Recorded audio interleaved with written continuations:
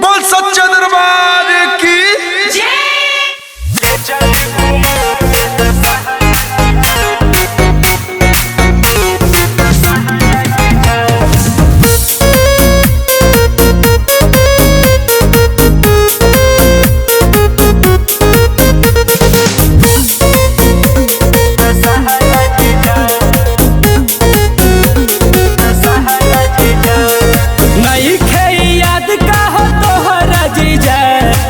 चल घुमावे दशहरा जीजा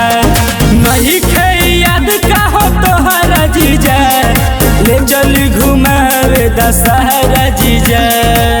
चाट छोला खाई में और खियाई में चौमिन में संगवा पर गोजी पिज्जा नहीं खे याद का हो तोहरा जीजा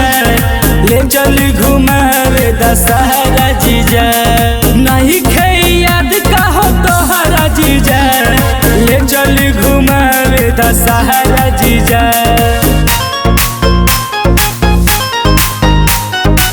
म्यूजिक बाय विवेक भास्कर। ले चल घुमावे दशहरा जीजा।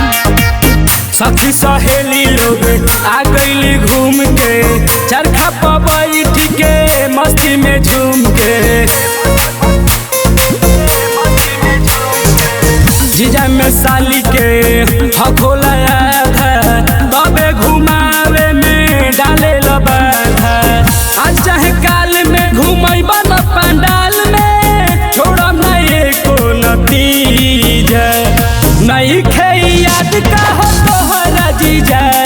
ले चल घुमावे दशहरा जीजा नहीं खे याद का हो तोहरा जीजा ले चल घुमावे दशहरा जीजा।